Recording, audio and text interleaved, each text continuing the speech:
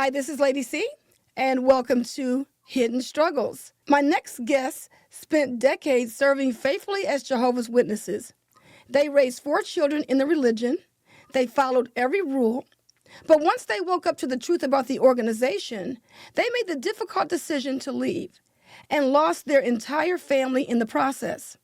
Today, they're activists helping others break free. Fran and Joe, welcome to Hidden Struggles.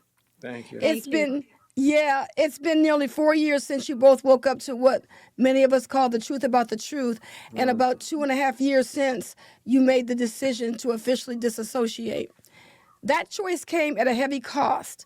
Your 4 children, all raised in the Jehovah's Witness religion, have cut off all contact.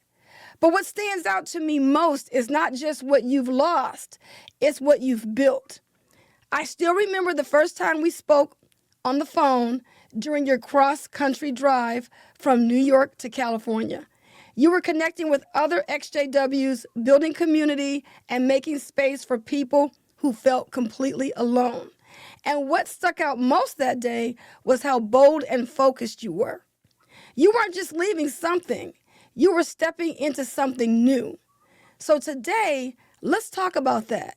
Let's talk about how you're helping others find their footing after walking away from the very foundation they were raised on.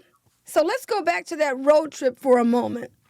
What inspired you to get in the car and drive cross country to meet other XJWs? Good question. Good question. Go ahead, honey. Uh, There's a backstory to that too. there's a backstory. We were watching a YouTuber unrelated No to name. Jehovah's Witnesses, and we decided to go to a convention that he was having, a meetup. And it was in Texas, Fort Worth, Texas. And we had to be there April 1st. So we said, well, if we're going that far, why don't we back it up? And we've been wanting to visit Ken Mayo. He was the first one that we called because he put his Put number his phone number. on Wendy Yeah. Renee's interview. So we did. Our first stop was in Alabama, and we got to see Ken, and he got together some other XJWs. So that was the beginning of our that road was trip. It was the beginning. Yeah. It was the example that someone put forth that we said we will follow that example, and we'll do that. And interestingly, the slogan of that other channel that we followed was "No fear." Excellent. Break free. Okay, that's wonderful. So, what was it like, your travels when you were going to all the different states and meeting everyone? How did you feel the first time you met someone that you had never seen before, but you had the same experience as they did? Tremendous. It was tremendous. We just couldn't wait, and Yeah. it was just so nice. It And was so give good. everyone hugs. Hey. And like I said, we saw a few people in Alabama that we had been communicating with, so it was so nice to see them live. And the sense that I had was there really is a need for this. It wasn't just like, oh yeah, we want to do this. Oh yeah, that's what. No, it's like it was filling a need. There was a need, a felt need that was being fulfilled, which kept us motivated to do it. If there wasn't a need, we wouldn't continue. Yeah, just a little backstory. There was one person that invited us to stay with them, and her husband was still a witness. Oh yeah. So she told her husband that we were long lost relatives coming to visit. And he was just so happy. And we just said, as long as he doesn't ask any questions about the family, she says, don't worry about that. And we just had a great time with him. We're still not sure if whether or not he was just playing along or whether or not we were, I don't know. It doesn't matter, but it worked out good. And then when we were in, what's that state that they live in? Tennessee. Okay, we went to Tennessee. We stayed with that couple. And we also got to visit with Eric and Desiree Kubler. And we're so glad that we did, because in the meantime, Desiree passed away. So we're so glad that we got to meet her. We had so many wonderful experiences. Also in California, when we visited Celeste, and we got to meet her husband, Len, and he was dealing with Alzheimer's at the time. And then since then, he passed away. So the lesson we learned is do it when you can, because you never know what the next day is going to bring. Mm. That is so true. Now, when you were Jehovah's Witnesses, how much traveling did you do to visit other Jehovah's Witnesses? Only with the quick build arrangement. Just with a quick build arrangement. It Okay. wasn't really. No, No. we didn't do it Yeah. otherwise. No, No, we didn't do the traveling we do now. no. Oh, Wow. no. We were kept too busy in promoting that organization. And really, we didn't have the funds to do it No. because our time was limited by the organization, because we put so much time into that. Yeah. We didn't put the time into working, which we can do I now. guess you could say we were slaving for the organization and not working at our lives. That's amazing. And then as older Jehovah's Witnesses, how did you feel waking up knowing that you had wasted so much of your time? Because I know you guys were in for over 36 years. We better get going because we've got less time than we ever had before. Yeah. Yeah, we were 70 years old when we woke up. We're 73 now. And it gives people hope that have parents that are older. They're thinking, well, maybe my parents will wake up. So we're glad that there are older ones that are coming out. And we have experience of many older ones who are and have. Yeah. And I mean, you know, and when I asked you the question about how much traveling that you did, you know what I found to be interesting in my own journey as one of Jehovah's Witnesses, my dad was in the military, so we always traveled. Oh, sure. And we went to Puerto Rico and on one of his assignments, and we didn't know anybody on the island, but my mom had told the brothers we were moving, so they sent a letter to Bethel. And then Bethel sent a letter to the branch that located the congregation that we would be at. So then we were able to be greeted with over 100 people at one time. Wow. So I'm saying it to say this. Just like we were able to meet people that we never met Yeah. before, when you leave this religion, it's like the same thing in reverse. You know, because here you all did the same thing we did per se. Right. When you got in your car and drove Well, to look. Tennessee, Texas, and California, Kevin, and you they stayed taught with us- people that were ex-witnesses. They taught us Right. the model. Yep. They taught us the model. So we said, now we will use it for the benefit of those that are out. Were you guys pioneering? I wasn't. I was regular auxiliary pioneering. Well, I did for a short And while with the we family. did regular pioneering because our children were all pioneering and they didn't have cars. So we all 5 of us were pioneering. You could say it was mutually supported. Mm-hmm. We mutually supported each other for it. Yeah. I didn't do it very long. I had more realistic things that had to be done, like work for a living. Mm-hmm. And then I would stop and help Joe. But the last 5 years that we were in, I was regular auxiliary. I was doing 50 hours every month. And then when Joe told me about the CSA, I called up the elder and I said, I've been doing this for 5 years and I'm getting older and I think I need a break. And his attitude was, oh, okay, that's great. We appreciate all the service you did. And if you ever feel like coming back, please do. Unbeknownst to him that we were waking up. Oh my goodness. Now when it comes to your work, now Joe, I know you did clock repair, right? Still do. Still do. Do you think that if you were not one of Jehovah's Witnesses, you would have taken your business in a different direction or have done something else? Or extended or expanded your current business? Honestly, no. No, I don't think so. I can't say that they limited me. No, I can't say that at all. We did what we needed to do as a family, as an individual. I will say, though, before becoming Jehovah's Witnesses, we went to college, and Joe had like 6 years of college, and I had 4 years. I was a teacher, and he was in counseling, student personnel, mechanical engineering, all different kinds of things. But we never, we wanted to have a family and have a home business. Yeah, and even before That was the before. witnesses, we even drew away and did that ourselves. Yeah. Oh, that's good, because I talked to so many people that talk about how their dreams were just gone. Yeah. They didn't get a Oh, chance to have any dreams or goals I or get it. anything. I agree. No, I can see how they work. I really can. Yeah. And what would you say to someone that's just waking up now in terms of, you said you were 70 when you woke up. How would you coach someone waking up at that age if they say my life is over? Mm. I would say look around them and look at other people who are proving that it's not over. There are so many good examples of people who are achieving what they have to achieve no matter what their age is. The question becomes whether or not, you have the initiative to do it. You can blame others all you want, but every one of us is still left with a measure of our own abilities, and we have the time to use it. Be realistic, look for good models, good examples, get support that you need, and go forward in a Yeah. way that works for you. And one of our goals when we first got out, Joe said we're going to make a directory of all the ex-Jehovah's Witnesses. This is our own personal. This is nothing that we publish or put Oh, out no. there for anybody else to see. No. But we wanted to find people that were interested in connecting. So what we would say to that 70-year-old person if they called us, we say, well, we can connect you with someone.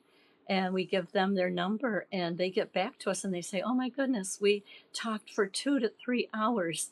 It's as if we just clicked because we know what it means to come out of a high controlled religion.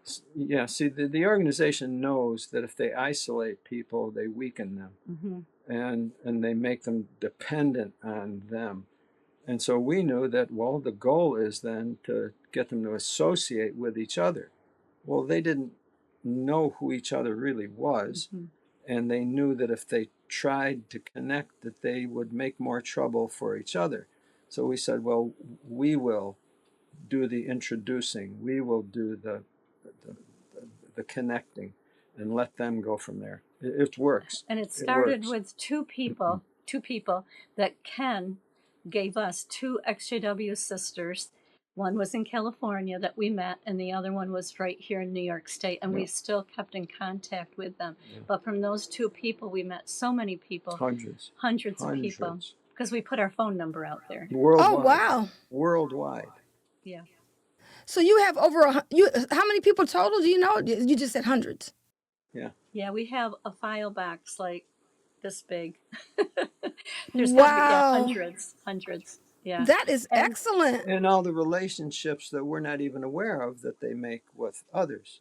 So it multiplies. Kathy, just before this interview, I looked on my phone. I haven't even shown Joe yet because everything happened so fast. But two people that we connected in the state of Ohio, come to find out they both do karaoke, and they're about an hour away from each other. They send a picture of us. They're together in this picture. Yeah. So that makes us feel good because they didn't know each other beforehand, and we connected them, and now they're doing karaoke together. See, that's nice. Not only was it not crucial for their health, because these people were crestfallen. They were at the pit of their depression from being isolated. Not only did it save them from that and get them together and have their life change just from meeting another person, it's fun, because now it totally transforms their lives, all because they connected with another person and they continue to connect. It really is rewarding. I know it is. Because we've been doing this for a while ourselves, and I know you guys are really more in the trenches than we are now. But it really feels good that when you receive a phone call from someone. And I had interviewed this young lady on my EXJW Critical Thinker, and I had this subset about the struggles of Jehovah's Witness women, and she appeared on as a guest on that show, and she met who is now her husband today. Wow. So that was kind of nice. And we've hung out with them a couple of times. We went to their house, they came to our house, and I think they're up in Delaware now, but she's originally from Connecticut. Oh. But yeah, so it was just so nice to see them, and when they're online celebrating their anniversary and all that kind of stuff, we're always there, saying happy anniversary, happy this, happy that. But they're doing really good, and it's almost like if he would not have seen her on our platform, then they would have never connected. Right. You know what I'm saying? So it just goes to show that there are people who have something in common. They just don't know how to get the connection. Right, You See, know, exactly. and you see, it's been proven to us, and the premise that we worked on, if you allow people to interact with each other, they will succeed for each other. They will. That's our will to do that, to succeed and do better. If they're allowed to do that, and if they aren't prevented from doing that, well, that society, Watchtower actually prevented people from doing that. Our goal was just to just make the way a little easier for them to do what they can do best, form beautiful relationships. They are. People are doing that. it's true. Because just the average person, I know when people always say that when you get older, it's harder to find That's what I've friends. And heard. I do know that is true. And I know that my parents, they met a lot of their friends through me and my sister. Because when you're a child going to school, then you have friends that you meet and you hang out with, and then your parents meet their parents. And so that's how people kind of meet each other, Yeah. or at work. And then of course Jehovah's Witnesses are always told, don't get involved with different jobs, or only seek cleaning jobs and things like that. So how are you gonna really find people to hang out with on a job, I or know. because you're not collaborating, on different things, right? So it makes it a little bit harder when you get older to find friends. And so I think that the connection that we've made as ex Jehovah's Witnesses, because I Yes. mean that's how we met you, was on Yeah. online Yeah. and meeting different people. Yeah. So it's a beautiful thing. It Now, is. since you've been doing your activism, do you have any stories that kind of stand out other than the people that you had mentioned about on karaoke?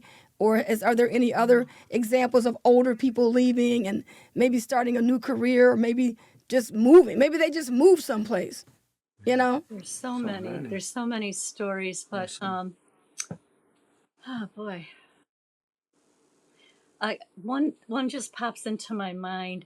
We were also traveling at this point. We were in a hotel, and 2 o'clock in the morning the phone rings, and normally we don't get phone calls.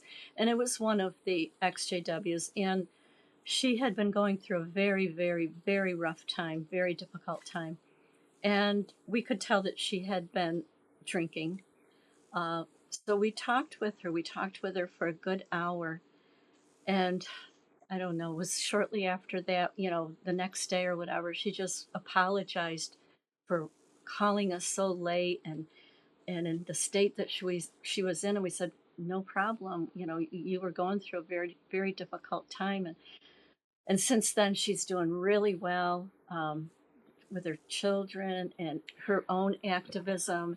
And she's not drinking, she really improved. Everything that we've found and see from what we're doing totally disproves all the propaganda that the Watchtower indoctrinates people into. They're not the weak individuals that they are. They're they can depend upon themselves and each other. Their understandings are what's going to basically make them who they are, and it's going to show them what their purpose in life is. It, and as soon as a person is able to break out of that, either alone or with the help of others, they start discovering something that the Watchtower does not want people to discover: their power, Yeah. their abilities, their worth. And all we're doing, we're finding people who are finding their worth. And boy, that's powerful. That is so powerful. And you know what, Fran? When you were stating that experience from that sister, all I could think about was she probably just needed someone to vent to. And She if she did. would have made Oh my that goodness. same call to one of the elders, Oof, you can best believe a Yeah. judicial committee would have been formed. Oh, terrible. You absolutely. know what I'm saying? Absolutely. Terrible. And it would have led to Absolutely. a different consequence. Yes. Terrible. Yeah. Yeah. One more experience. There's a ex-brother in California, a very, very, very musical. He's a genius. And what he wants to do, he wants to start his own orchestra, and he wants to teach children how to play and have this orchestra, and he can do it. You know, he gets a little too excited about it. You know, it takes time, and it takes, you know, sometimes he'll call us up and he's all excited, and then another time I got to call it off, you know. So he goes on these highs and lows. which But is only natural. we say, It's just natural. hang in there, you'll do it. You know, just Yeah. take your time. You And got see, time. You're young. and that shows the benefit. You mentioned struggle in the very beginning, Mm-hmm. and when you think of struggle, absolutely, life is a struggle. And anyone that doesn't think it's a struggle, frankly, I don't think they're alive. And you think of an athlete or someone who's in a sport, they have to struggle. There's a struggle, but along with struggle, they need a coach, Mm-hmm. someone who helps them improve in their struggle. And that's where the coaching comes in, and it helps everyone. Someone coaches us, we coach them, we coach each other, and this makes this struggle we call life joyful, happy, a little more bearable than it was the day before. Mm-hmm. And it's all about people. It's all about people and good relationships. You're right, and I think that's really a powerful statement too. Because about the struggle, I remember talking to a friend of mine, and I was talking to her about my platform, and she was talking about how if you're not struggling, you're not living, because Well, every day you get up, there is some struggle that you have to go through, and it may not be something that you're struggling with that's like obvious, but I struggled to get out of bed this morning. oh yeah, I do You know what I too. mean? Yeah, I So do too. I mean, it's a struggle, you know, and you're overcoming it. You're learning new things. You're doing different things, and you're just trying to, you know, help people. And I feel like when we were Jehovah's Witnesses, did you ever? Because Joe, you were an elder, correct? No, Okay, not an elder. okay, but you were okay. So, but you still understood Servant. this. Okay, so let me take that back. So you were a servant. Yeah. Okay, okay. So Joe, when you were serving in your capacity as a ministerial servant, what did you see happening in your congregation? Did you notice that there were a lot of people that were not happy, that they were always struggling to just fit into the congregation? What did I'll you tell you see? what I saw, and what I wanted to pick up on what you said in the beginning too, is the fact that people, when they get together about a difficulty, they usually do what's called commiserate. In other words, all they're doing is complaining. They're matching complaints back and forth, and they're just complaining, rightfully so, because it's difficult and there's a problem. Well, but they're not struggling. In other words, you usually struggle to overcome something. You usually complain for something you're not overcoming, something you need to overcome. And that's what I noticed. There's so much complaint going on, and the elders were in no way what they were supposed to be, shepherds. They were in no way shepherds. They were not shepherds. They were enforcers. Mm-hmm. They were corporate enforcers.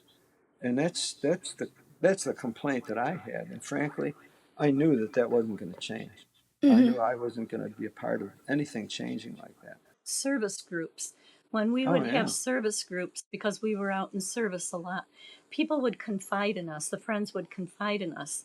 And it was like a therapy session. And even one of the sisters said, you know, I feel like I'm in therapy and I really appreciate, basically because we just listened We rather than supported each other judge. in our difficulties, Yeah. And rather that than happened over and over again. And people would confide in us. yeah, And the other reason is because I wouldn't go and gossiping. tell and gossip on so and It was so. very common. It was It very common for someone to plant themselves in front and start looking for gossip. And I said, no, it's not going to happen. It's not When going you to were in happen. those, we had those same conversations in our car groups as well. Well, did you ever think? Because I know I never really thought about this myself, but did you ever think that there's something wrong with this religion if all these people are confiding in us and they're complaining so much? Oh Did you yeah. ever think that something was wrong with the religion? Early on, when we first came into the organization, it said, boy, they're very organized. And see, I had a lot of business training background in corporations and organizations. I said, this they're run like a corporation. They're more of a corporation than they are a church, religion. Mm-hmm. It says they're a corporation that's trying to present themselves as a religion. And I always was skeptical about that. And sure enough, more and more and more, they became more and more corporate, more authoritatively corporate. Mm-hmm. And I increasingly disapproved of that. I just was not comfortable with that at all. Neither were the people. Neither were people comfortable with that. Yeah, that's true. I mean, when you think about being a Jehovah's Witness, now you all came in to the organization in your 30s. And, you know, I know, Fran, you were a teacher. So you knew what it meant to read other material other than Oh just my something Oh, goodness. yeah. prescribed by Oh my religion, goodness. I know. right? Oh Yeah. my goodness. Mm-hmm. Yeah. So what did you think about, did you ever refer books to people other than the Watchtower? I mean, I'm just, I did. I did. And I did. And this one that Get I in a was bunch of close, trouble the about one it. that I was close with, she goes, "Oh no, I only read, Yeah. the Watchtower and I heard that so many times and I go, but after we left, I had so much more time to read Mm. what I wanted to read. And it's like, oh my goodness, I'm reading books like I never planned on reading. And Kathy, personally, as I was growing up, I was exposed to so much reading material. I mean, I enjoyed it. It was there, my father's books from his education. I learned to read off of them. I enjoyed it. There was no bounds. There was no limits to what I would to what I had to read. And then the organization comes in and they limit our reading. And I thought, oh, gee, this is not right. Mm-mm. And I imposed that. I really did. I imposed that on myself too, as if it was, well, that's the right thing, I suppose. And we did that with our children. And I swear it was the biggest mistake in my life. Yeah. Biggest Yeah, mistake so in that my would have life. been hard. So, like, okay, so now, Fran, you are becoming one of Jehovah's Witnesses, you and Joe.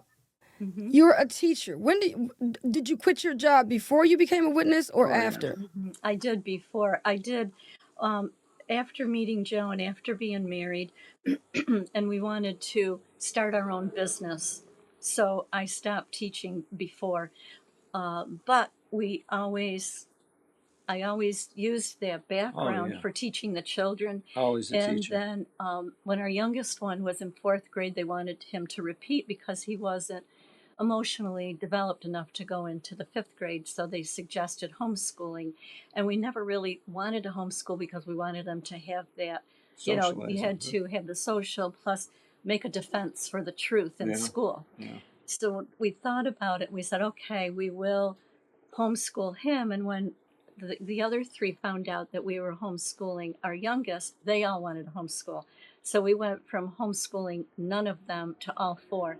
So our teaching, and Joe is really good too. So because he was home and we had this home business, we were able to help the children We at supported the each same other in time. this. We really did. So that was There was so much really mutual. good. There was so much mutual support in the family, and on all levels. At Yeah. all levels. Yeah.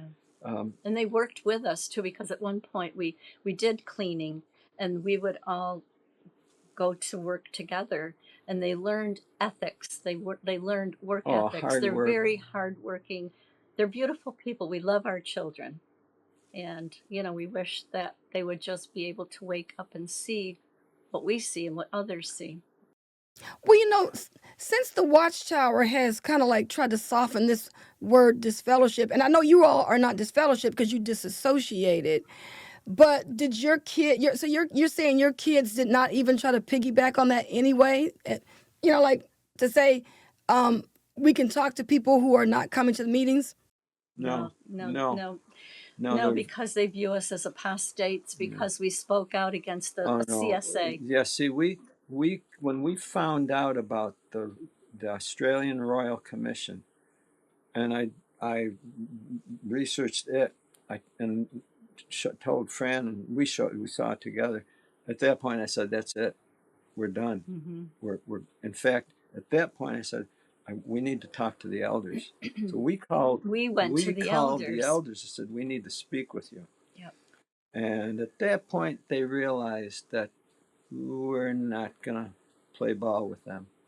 that we weren't going to go along with their theocratic order Yeah. because Yeah. I had no faith or confidence that they were taking care of Not the only problem. did we call the elders, but we called the person that studied with us. Him Yeah, and his wife were special pioneers, and yeah, then he went on to be a circuit overseer. But by this time, he was beyond 70, so he had to retire, but they were still using him at Bethel. So we called him, and he was in a meeting, so he called us back. And we asked him all these questions, and he said, well, as far as the CSA, they're working on it. Mm. We go, no, we're not satisfied with that answer. Mm. And everything that he said, we had something to say back to him. And he said to Joe, Joe, you sound like an upright apostate. Yeah. Right then and there.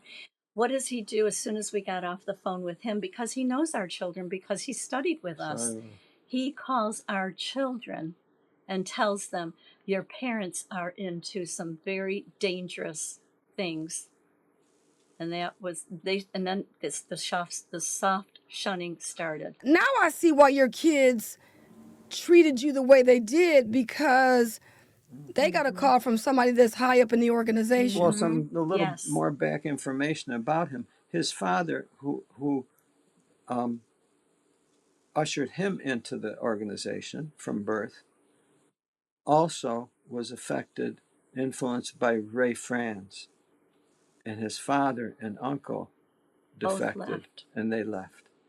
Well, from that point, he had absolutely no respect for his father at all. So it was almost like a vendetta against. Because he used to highly speak of his Oh, father. spoke highly of his During father. our studies, he would always speak very highly of his father. And we didn't really know this. He divulged that to us Yeah. during this phone call that we had. So the point becomes he had no love for his father, only love for the corporation. Right. That's what they all it. do. Right. That's it. And the reason why I asked you what their name was when I first when we were starting to talk about this is because he was fitting the bill of another special pioneer couple in our congregation in Michigan who went on to become a circuit overseer. So I was like, maybe it's the same people, but no, it's two different ones. interesting. Could be the same family. He's from Michigan. Interesting, yeah. They're What? both from Michigan. His Yep. last name is Adams. No. Well, they probably know each other. They know each other. They got to know each other because Pontiac. I think Pontiac, his Michigan. brother was Ted Adams at Bethel.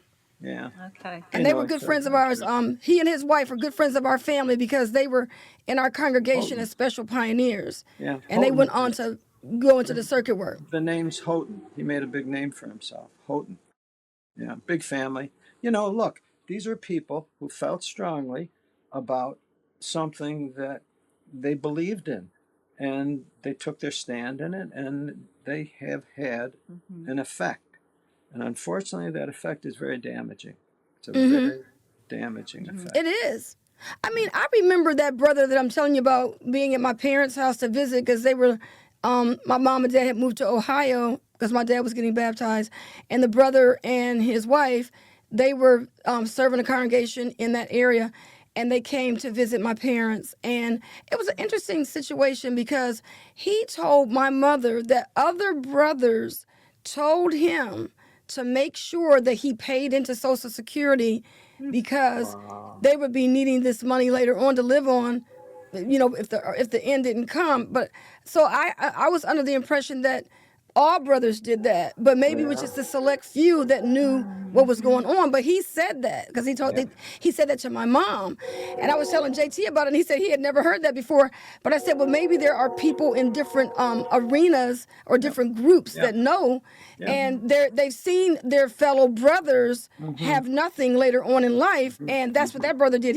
He was paying into Social Security, and I'm assuming he was doing it with the money that he was getting from friends, or maybe he was working, because maybe he was working on the side. Because sometimes the brothers had side jobs. Yes. It's so common, as we've seen, it's so common for most of the people in the organization to live a double life. In other words, the one thing that they profess, but the other thing that they practice quietly because of their beliefs or because of their non-belief. But yet they still project a certain image. And that couple that you were studying with, because they were special pioneers, did you feel like they were different from the other brothers in the congregation? Like, Oh, if you would absolutely. have studied with brother and sister so and so over here, your experience would have been much different than Absolutely. studying with brother and sister Special Pioneer. Unquestionably. Yeah. Unquestionably. They were total corporate people. Corporate. In other words, they put on a persona, and they engineered the view of the society, and only a view of the society, and nothing else other than authority from the society.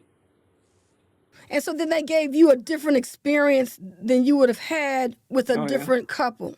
Oh, Yeah. absolutely. Oh, yeah. Absolutely. They had were there for that purpose. they came yeah, into the organization, into that particular congregation, because they had problems. that congregation had what would have been called problems of I don't know. We don't know. That was before us. Yeah. So he comes in and he basically railroads into a situation where it had 20.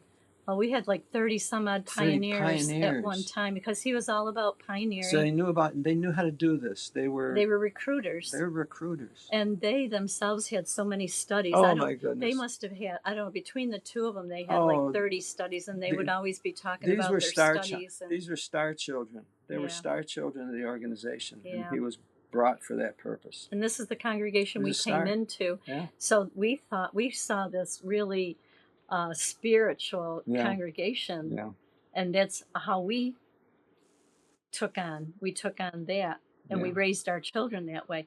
Their thing was, you either, when you graduate from high school, you either pioneer, go to Bethel, or become a missionary. That's it. Forget about college, forget about getting married right away. And that's how we brought our children total up. Immersion in the Watchtower dream. Yeah. Yep.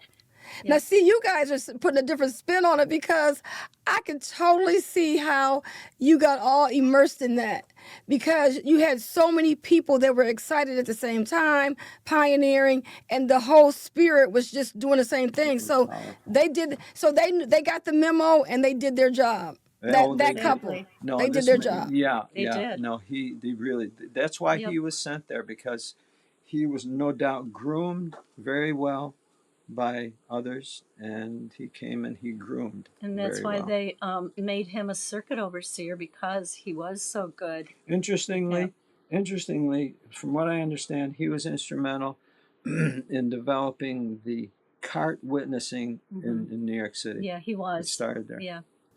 Really? Yeah. Wow. A mover and a shaker.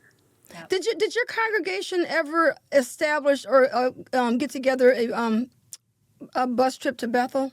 Did you ever coordinate that? Oh, yeah. Right in the very beginning, yeah. right when we were first studying, we went to Wallkill, and then with another family. The first time we went to. Then we went with another family to Brooklyn. We went to. Didn't we go to Brooklyn first? Was it Brooklyn first? I thought we went to probably. Brooklyn first. You're probably right. I think so. You're probably right. But we went to Patterson. We did the whole lineup. Oh, yeah. Patterson was just newly built. Brooklyn took the whole tour and everything. And then we did Wallkill. Well, because we're 3 hours from Wallkill, we would just go down for the day and go to Wallkill. So. And literally, did we not understand that we were watching the buildup of a massive corporation, and we were building it off of our backs? We built the Kingdom Halls. We did the promoting work. Assembly halls. We gave money. They profited. They are profiting. You guys were involved in all those projects? Oh, yeah. How many Kingdom Halls did you guys do? Too many. Too many. Over the course of 36 years. We gave up our weekends. Yeah. We got involved right away. We immersed ourselves right away, because this is the truth, and we've got meaning in our life, and this is what we want for our children. Yeah. So we were the ideal poster child family. Yeah. Yeah. Wow. Yeah, I can see that. And so you guys gave up all your time, and I think that's where the not being able to see what you were in Mm-hmm. was really becoming an issue because you were love bombed. You had that It all special was. pioneer couple. Everybody in the congregation is pioneering. You're getting involved with quick builds and assembly halls and stuff like that.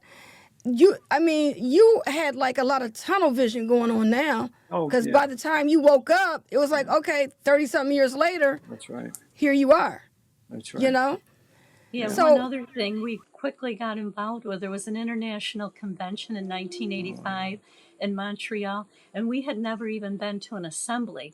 So here we are immersed, International. 65,000 65,000 international, people from speaking all over the French and world. Greek and Italian, and we were like so impressed. So it felt very, This is the it truth. felt monumental. It Yeah. just felt monumental. Yeah. And wow. we didn't have the benefit of the internet to do a little bit of No. research. No, this was in 1985. 85. Well, what about your family? Because you guys are the only ones in your family that are witnesses. Right. Did they ever try to say something to you? Yes. Yes, they did. Yes, my father said, when he said that, he said, any religion but the Watchtower. He said, any religion but them. It's like, why? And he really, he didn't have any explanation for it. And We didn't and check into it. And I saw positives to it. I saw it's an organization that's got families, young children. It appeared to be clean.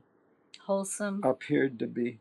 But one thing about our family, I'm so glad we did not shun our own, like our parents and brothers and sisters. No, we didn't do that. We kept them close to us, and our we children. didn't want them to feel alienated. Yeah, our children grew up with grandparents that were worldly, and cousins. So they would always say, "Well, at least we're not into drugs, and we're not getting pregnant, and all this and that."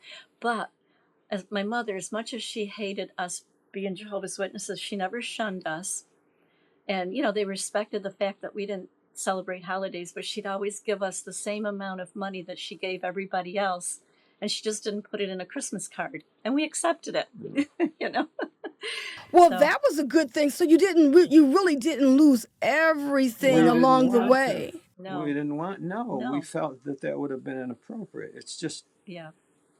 we were, oh my goodness, it was such a conflicted situation because we knew from our upbringing that this organization was very in conflict with the rest of society.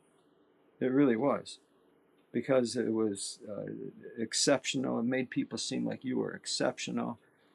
Made the us versus them, an idea of needed to be destroyed. It's like, wow. I mean, I wish this wasn't a part of it. But what do?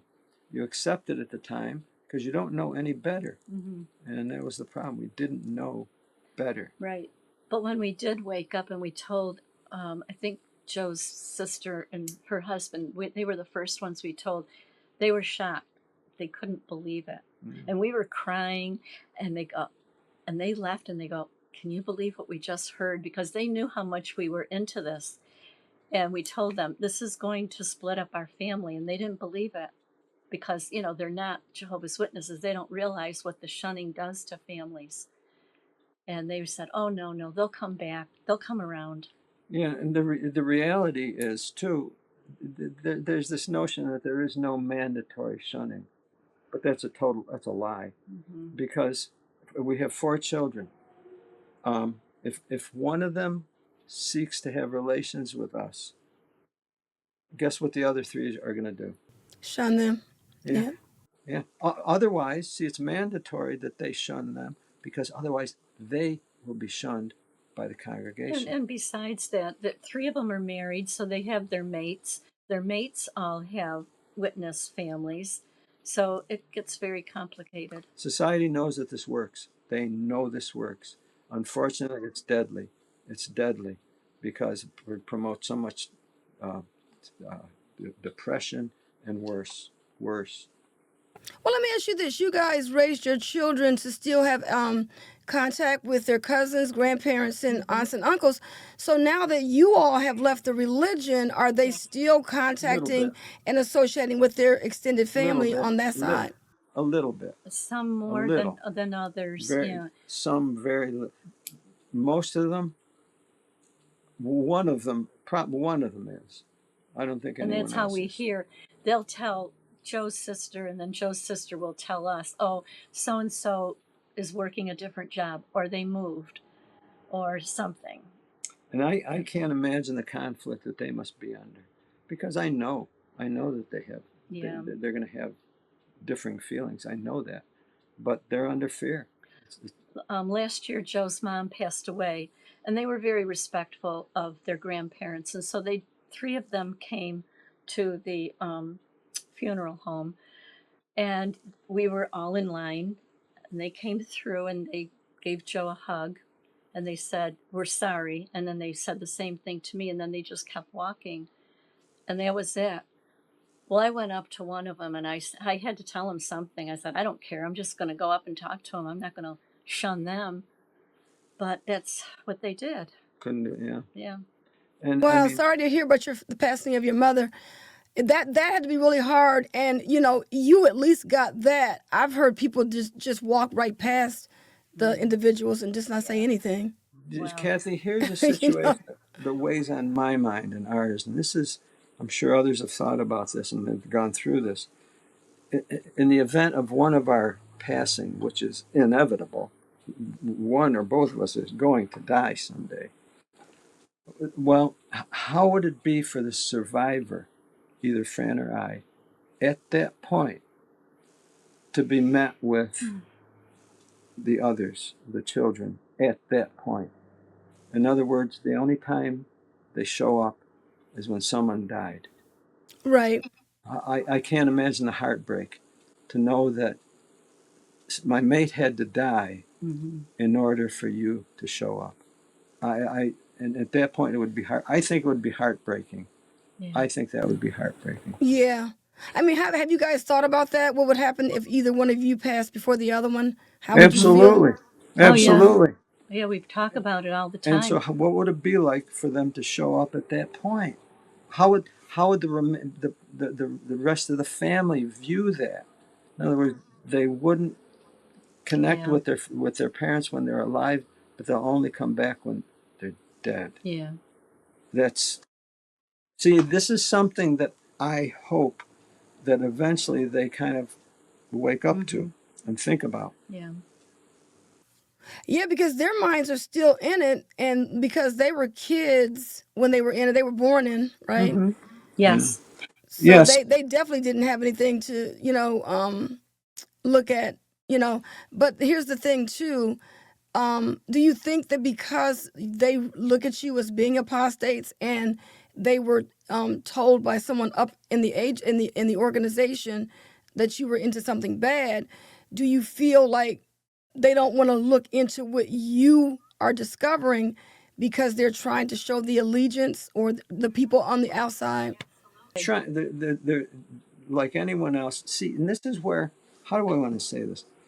Loyalties shift sometimes. How long should you be loyal to someone? Forever. Ooh, okay. Well, what if the initial reason for your loyalty to that person is no longer present? In other words, that person's a wonderful person, and I commit myself to them. I'm loyal to them. Well, what if for some reason that person becomes a horrible criminal? Horrible. And they do everything contrary to what you experienced with them. Should you remain loyal to them? Yeah. People's loyalties rightly shift. They shift there's good reasons for that. And we're seeing that happen with people leaving the organization. Their loyalties are shifting because they realize what the organization's been doing.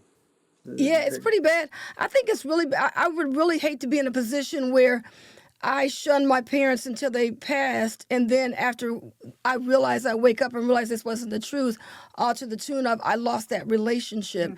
Because I'm going to tell you right now, one of the things I do know about the organization, you can be as loyal as you want to them, but if you ever needed anything, they're not going to help you. No. They're not going to help you with anything. No. And so this is where people have had the opportunity to think about it and to see how it's developing. See, it's almost like, and I give the illustration of a refrigerator that's filled with food.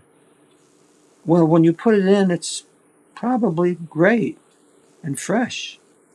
But after a while, it hits its good expiration date. In other words, it's no longer good. In fact, it may be poisonous. So what are you going to do? Say, well, it's in the refrigerator and I put it in there, it's good. It's still good. It's like, no, it hit its expiration date. You better throw it out. That's right. That's a good analogy. And I swear there's people are realizing that their idea of religion, idea of God, idea of what's right and what's not, it's hitting its born date, its expiration date, and people are discussing this and realizing this. They are. They And definitely are. Yeah. Yeah, but this has been such a wonderful conversation. I'm so glad we got a chance to get together and kind of talk about all the things that you've gone through, and you're waking up and being shunned, and your activism. And is there anything else that you'd like to share with my audience before we conclude? We do have a live call-in Yeah, program every Wednesday. Wednesday, 7 p.m. And we have our own channel, Joe and Fran. You can go on there. Sometimes we do it on Fixing My Faith. They helped us in the beginning. Anything else? And I and I tell the people there, so the only reason we're there is because I'm looking for inspiration. And I'm looking for inspiration from them. And I feel obligated to be an inspiration to you. And at that point I said, let's not let each other down. Let's not and honestly, we're not let down. The people are truly a source of inspiration. One of our viewers, a regular viewer, they said it's like sitting in our living room, because everybody's either on their phone or iPhone or on their iPad. It's like being in our living room and having a discussion with folks that are respectful of each other. And I thought that was such a compliment, because we didn't have that in the Watchtower. We could not just talk about our feelings and be open. No. And people need to do that. Yeah. We need to, especially now. Especially now. Yeah. I'm telling you, it's a big support group. So I'll make sure that I put the link to that information in the description of this podcast. Yeah. And you can put our phone number if anyone wants to call us. We're here to connect others, and around the world. There's people literally around the world. Yeah. Excellent. And we need more people like you, Fran and Joe. And I really appreciate your activism, and you guys are wonderful, just wonderful. We appreciate you and JT and what you're doing for the community. Yeah. Yes, thank you. So anyway, I want to thank you so much for being on the program, and I look forward to getting the feedback from people in the comments. Please leave your comments below to let us know if you're having issues, and continue to connect through Fran and Joe as well.